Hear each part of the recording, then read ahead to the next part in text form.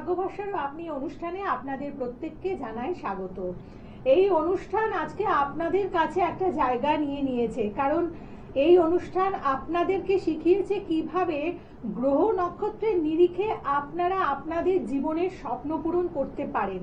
আর সেই জায়গাটা দেখিয়ে দিয়েছেন এই অনুষ্ঠানে যিনি উপস্থিত থাকেন, আচার্য ভাস্কর, যাকে আমরা ধরে নিতে পারি আধুনিক প্রজন্মের একজন জ্যোতিষ ব্যক্তিত্ব, যিনি আপনাদেরকে আপনাদের স্বপ্ন পূরণ করান এবং আপনাদের জীবনের একটা ওভারঅল গাইডলাইন দিয়ে দেন, যেই গাইডলাইন অবশ্যই মেনে চলতে পারলে আপনি কিন্তু ভালো থাকতে পারবেন। আজকের অনুষ্ঠানে আপনাদের জন্য উপস্থিত আছেন আচার্য ভাস্কর, স্বাগত জানাই। হ্যাঁ, সাথে একজন ফোনেও চলে এসেছে। নমস্কার দর্শক বন্ধু, অনেকদিন পর লাইভে আসছি, তো শরীর অসুস্থ থাকার জন্য আসতে পারিনি। তো আশা করি আপনারা সবাই ভালো আছেন। আমি জ্যোতিষের প্রোগ্রামে যেটা সব থেকে বারবার বলার চেষ্টা করি সেটা হচ্ছে যে মানে আজকে আমি বিয়ে নিয়ে বলবো, তো একটু সাথে থাকুন। বিয়ে নিয়ে বলবো, তো বিয়ের ক্ষেত্রে আমি একটাই কথা বারবার বলি যে পাত্র কেমন, মানে সে ব্যাংকে চাকরি করে না রেলে চাকরি করে না হাই স্কুলের টিচার, এটার থেকে বড় ব্যাপার হচ্ছে যে মানুষ হিসেবে কেমন সেটা খুব দেখা দরকার। নাহলে মানুষ যদি না ঠিক হয় না, তাহলে সেক্ষেত্রে আমার কাছে অনেক বাবা মা আসে এরকম বলে যে আমার ছেলের মেয়ের কি এইরকম পাত্রের সাথে বিয়ে হবে, ওরকম পাত্রের সাথে বিয়ে হবে, কিন্তু আলটিমেট যদি মানুষ ভালো না হয় না, তাহলে কিন্তু দিনের শেষে সংসারের যে জীবনটা সেটা কিন্তু নষ্ট হয়ে যায়। তো ফোনটা নিয়ে নিই, তারপরে আমি বলছি। আচ্ছা বলুন, কে আছেন ফোনে? নমস্কার। হ্যালো হ্যালো, হ্যাঁ বলুন, কে বলছেন? হ্যাঁ আমি মেয়ের ব্যাপারে একটু বলার ছিল। নমস্কার দাদা আপনাকে, দিদি আপনাকে নমস্কার। বিয়ের সম্বন্ধে একটু বলার ছিল, জানার ছিল। ডেট অফ বার্থ বলুন। আমি বাগনান থেকে বলছি। বেশ, ডেট অফ বার্থ বলুন।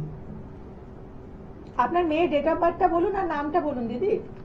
আচ্ছা, মেয়ের নাম হচ্ছে Rinki Das. Okay okay, date of birth? Date of birth হচ্ছে 1 এপ্রিল 2000।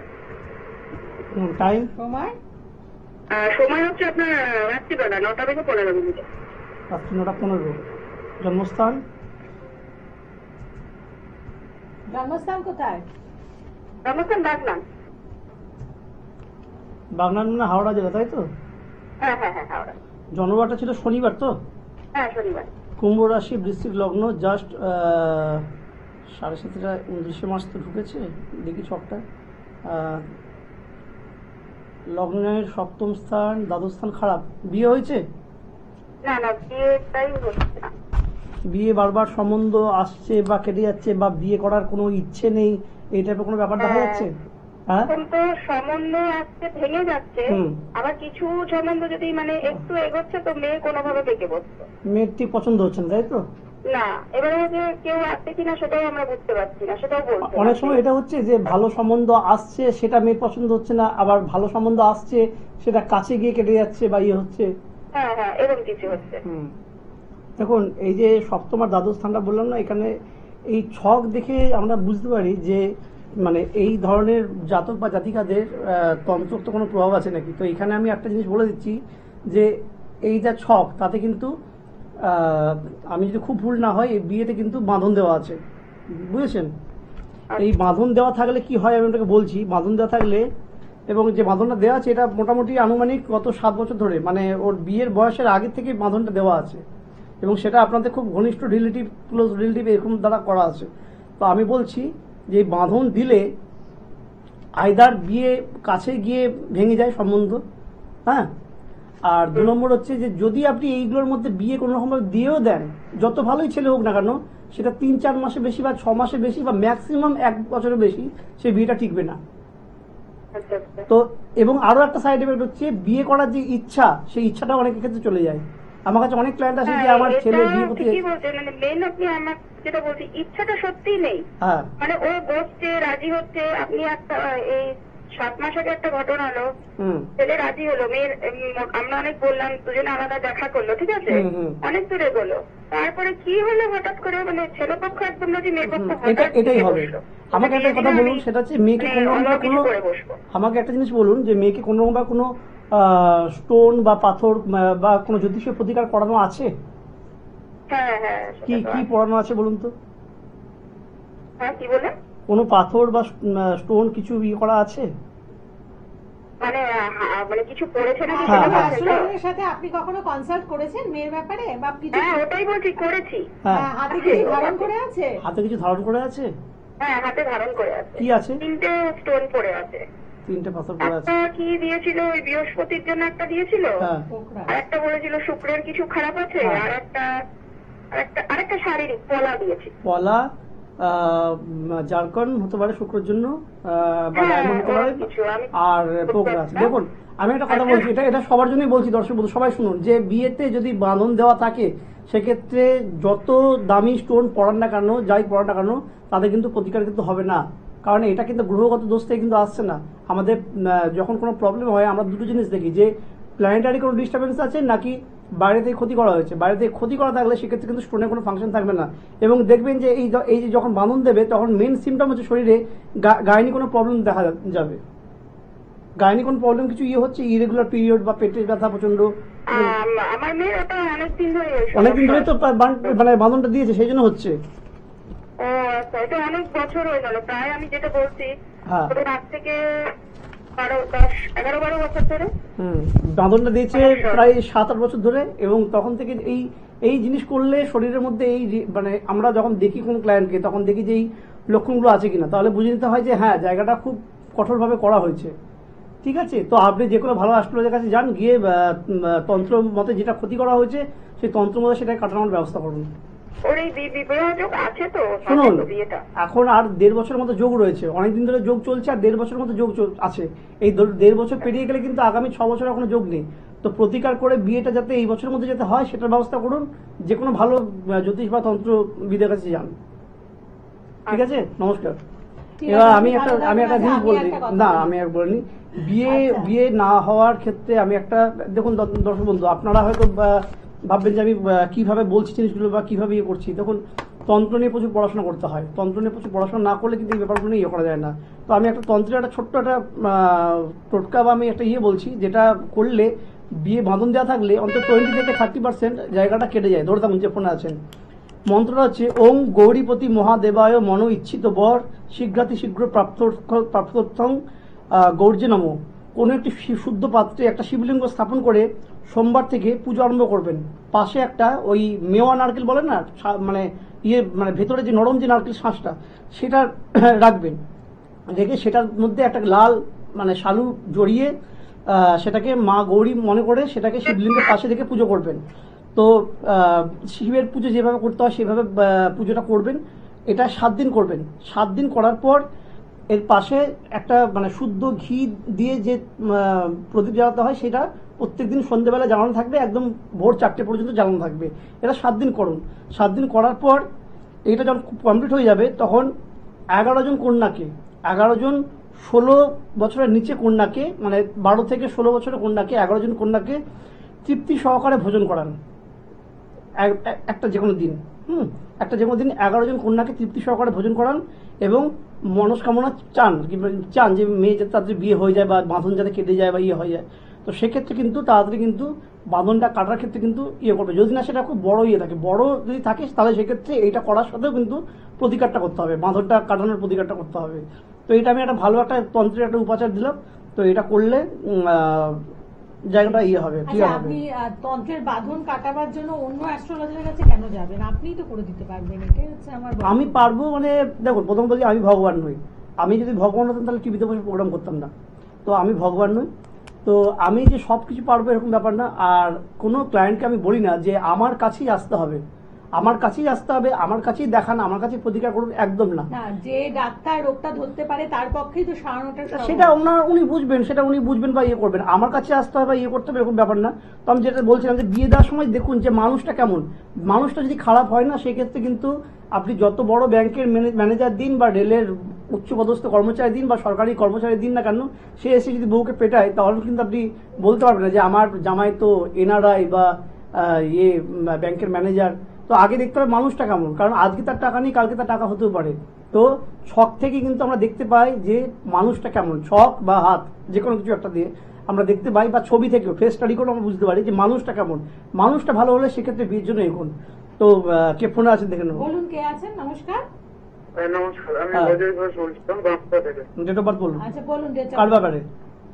নিজের ব্যাপারে ডেট অফ বার্থ বলুন। 5ই ডিসেম্বর 1986। 5ই ডিসেম্বর।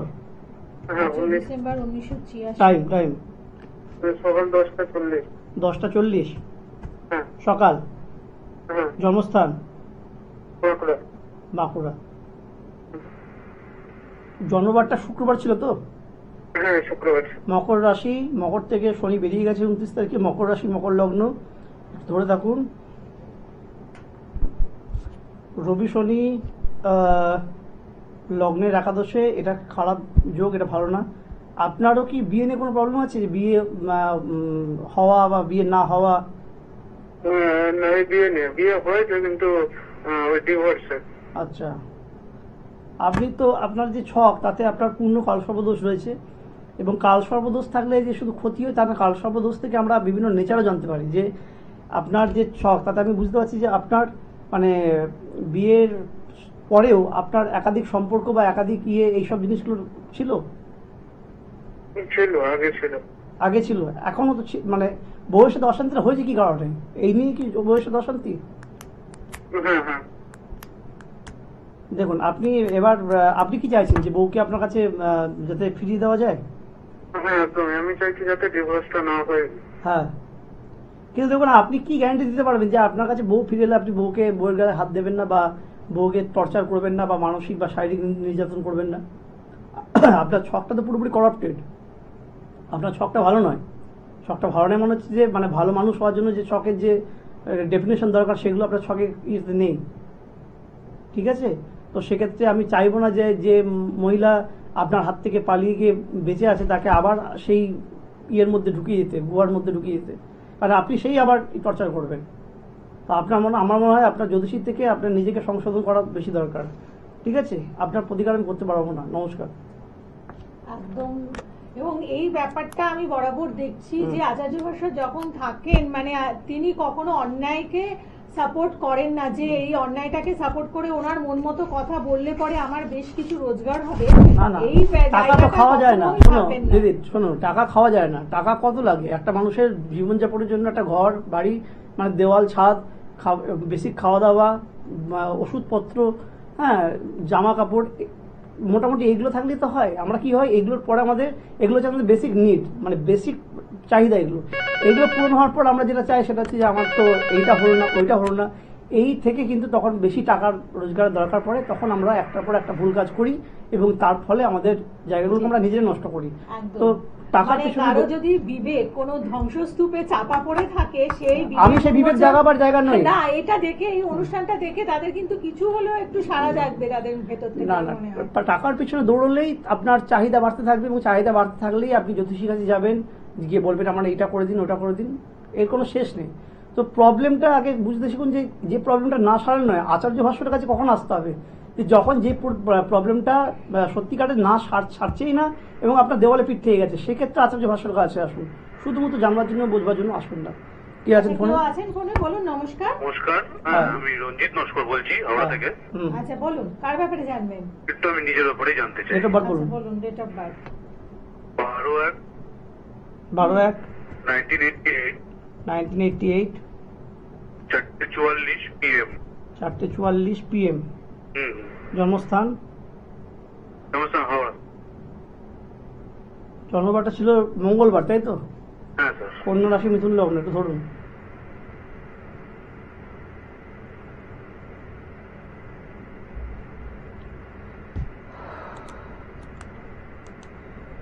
আপনি কি আপনারও মানে আপনার ছক দেখে আমি যেটা বুঝছি, আপনার কোনো রকম ভাবে আপনার ওয়াইফ খোরপোশ বা এই ধরনের কোনো মানে ডিভোর্স ব্যাপার এরকম কিছু হয়েছে? স্যার, আমার ডিভোর্স নিয়ে চলছে, খোরপোশ চাচ্ছে স্যার। খোরপোশ চাইছে না, মানে বিয়ের পর থেকে আপনি কোনো রকম ভাবে প্রতারিত, এটা বুঝতে পারছেন? কারণ আপনার স্ত্রীর জায়গাটা কিন্তু খুব ডিস্টার্ব।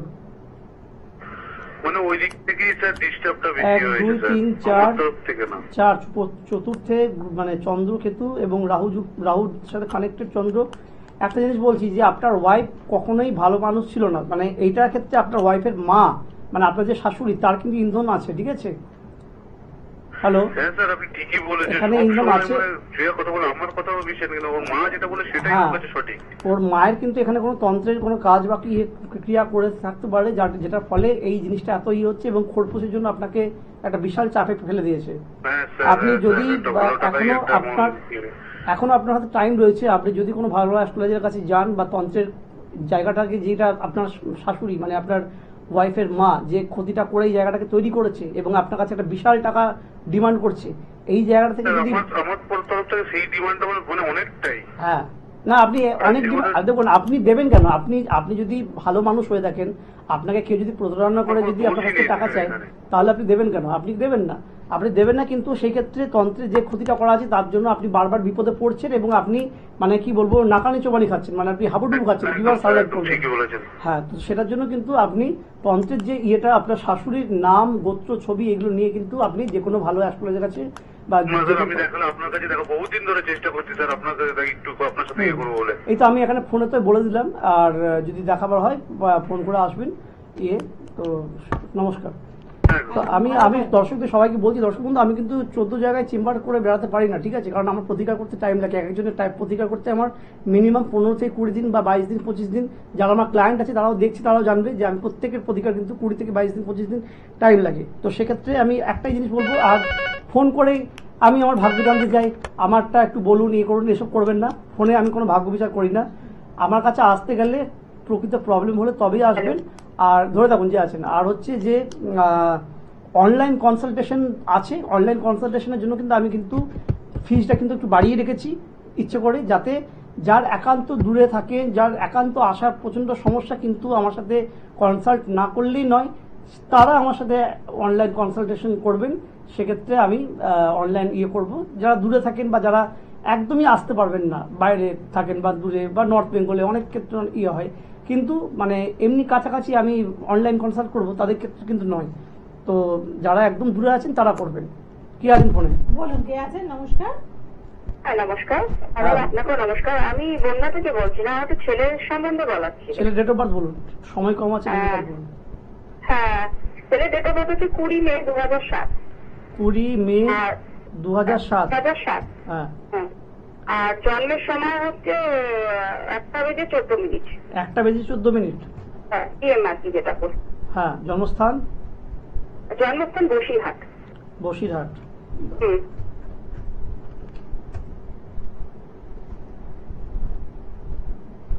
জন্মবারটা ছিল রবিবার তো? হ্যাঁ।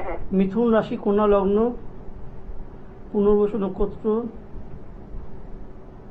ধরুন একটু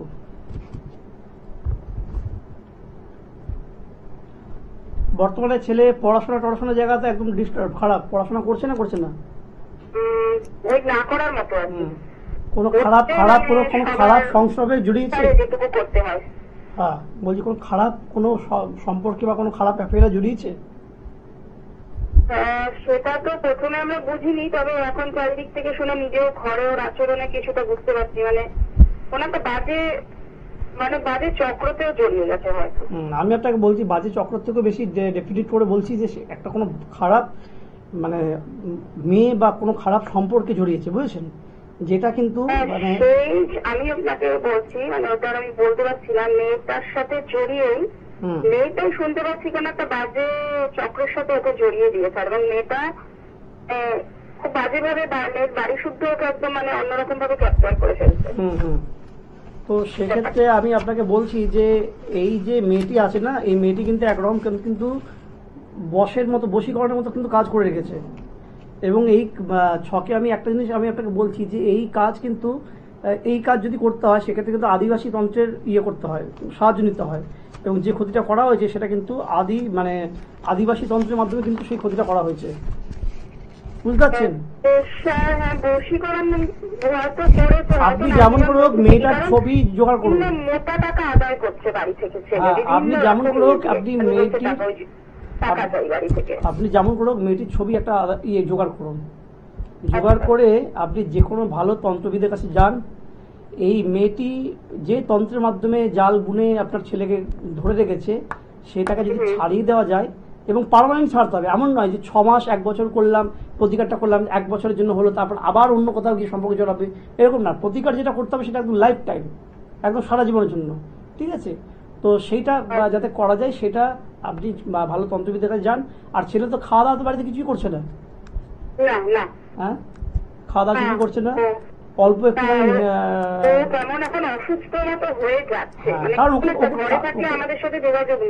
খাওয়ানো হয়েছে না, ওকে খাওয়ানো হয়েছে। মানে এরকম হয় যে প্রচন্ড বায়না করছে, এইটা লাগবে তো এইটাই লাগবে, ওটা লাগবে তো ওটাই লাগবে, এরকম ধরনেরই মেন ওর বায়নার মধ্যে টাকাটাই মানে মোটা অঙ্কের বেশ টাকা। তো এইটা কিন্তু পুরোপুরি কিন্তু আপনার এই তন্ত্রের মাধ্যমে কিন্তু যে ক্ষতিটা করেছে সেটার জন্য কিন্তু ছেলের মাথাটা পুরো বিগড়ে গেছে। ও মরিয়া হয়ে আপনাদের কাছ থেকে টাকা আদায় করবে বা বলবে আমার এই জিনিসটা লাগবে, ওই জিনিসটা লাগবে, এমনি করে সেই জিনিস নেবে, নিয়ে মেয়েটাকে দেবে। ওর গাড়ি চাই, গাড়ি মানে 2 চাকাই দিয়েছি, আবার একটা গাড়ি করে বললো এটা কিছুদিন চালিয়েছি, দেখবেন এর কোনো শেষ হচ্ছে না, দেখবেন আপনাদের মানে অতিষ্ঠ করে মারছে। তো ভালো ভালো জায়গায় গিয়ে দেখান, মেয়েটার ছবি যদি জোগাড় করতে পারেন কাজটা আরো তাড়াতাড়ি হয়ে যাবে। যদি নাম জানতে পারেন, দেখবো আমার কাছে এলে আমি পারবো এটা আমি আপনাকে বলছি, কিন্তু আমার কাছেই আসবেন এরকমটা আমি আপনাকে বলছি না। অনেক ভালো ভালো অ্যাস্ট্রোলজার জ্যোতিষী তন্ত্রবিদ আছে, যার কাছে করছি যান, কিন্তু প্রবলেমটা যেটা ধরে দিলাম, এই প্রবলেমটাকে এইভাবে ধরে যদি কাজটা করা হয় তাহলে কিন্তু ম্যাক্সিমাম 2 থেকে 2.5 মাসের মধ্যে কিন্তু একে কিন্তু এখান থেকে কিন্তু সরিয়ে আনা যাবে।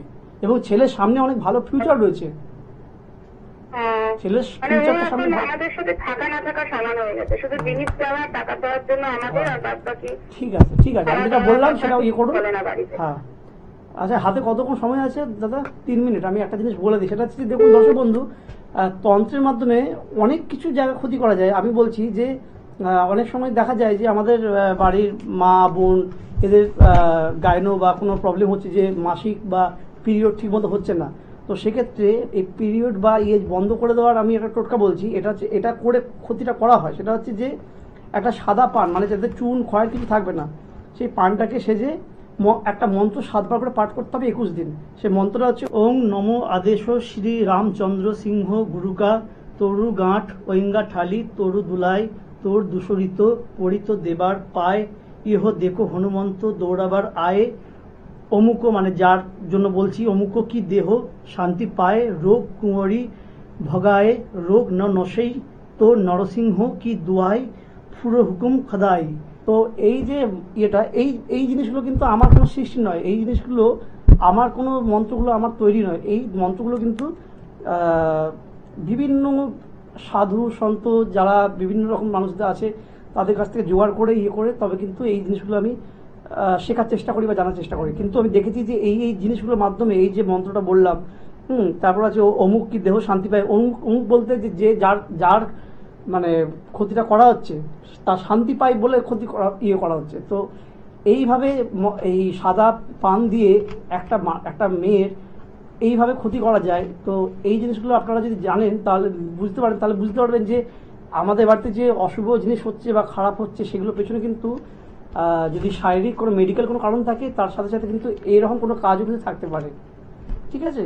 তো আপনারা এইগুলো একটু দেখে রাখবেন। আর আমি আবার বলছি যে আমার চেম্বারটা একবার বলে দিই কোথায় আমি বসি, সেটা হচ্ছে যে প্রত্যেক সোম বুধ শুক্র দমদমে আমার নিজের বাড়িতে 12টা থেকে 3টে আসা 2 দিন আগে অ্যাপয়েন্টমেন্ট করে আসবেন। আর মেদিনীপুর, বর্ধমান, মেচেদা, দুর্গাপুর এগুলো টাইম দেওয়া থাকবে, সেগুলোতে করবেন। ফোন করে আগে থেকে একটা অ্যাডভান্স বুকিং করে তারপরে আপনারা বিভিন্ন চেম্বারে আসবেন। বা চেম্বার তো খুব একটা নেই না, কলকাতাতে কটা চেম্বার? একটাই চেম্বার। কলকাতাতে শুধু আমি এক জায়গায় বসি। আমার কাছে যদি আসতে হয় প্রবলেম থাকলে তবে আসবেন, আমি 10 জায়গায় চেম্বার করে বেড়াই না এবং বেড়াবো না একদম। এবং সেই জন্যই আচার্য ভাস্কর আজকে কিন্তু আপনাদের কাছে একটা মানে ডিমান্ডিং জায়গায় আছে, কারণ উনি জোর করে নিজের প্রচার কখনোই করেন না। বিশেষ করে যাদের কাছে ভীষণ প্রয়োজন তারাই আচার্য ভাস্করকে খোঁজেন। এবং দেখুন আজকের অনুষ্ঠানে যেমন একটা মন্ত্র পেলাম, এটা কিন্তু একদম অরিজিনাল মুনি ঋষিদের দ্বারা সৃষ্ট, সেটাই। কারণ আজকে এই ধরনের মন্ত্র লোকে যে যেমন পাচ্ছে মন থেকে বলে দিচ্ছে, আদৌ সেটা দিয়ে কোনো ফল আপনারা পাচ্ছেন না। কিন্তু প্রকৃত জায়গাটা আমরা যদি জানতে পারি তাহলে কিন্তু সেখান থেকে আমাদের অবশ্যই কাজ হবে। এবং এই যে মন্ত্রটি আজকে বললেন, আর মানে আমি জানি অনেকেই গাইনো সমস্যার মধ্যে রয়েছেন, আপনারা কিন্তু যদি এইখানে অনুষ্ঠানটা থেকে যদি ঠিকভাবে সংগ্রহ করতে না পারেন তাহলে আমাদের ইউটিউব চ্যানেলগুলো ভালো করে ফলো করুন বা যোগাযোগ করুন। প্রত্যেকে ভালো থাকুন। নমস্কার। নমস্কার।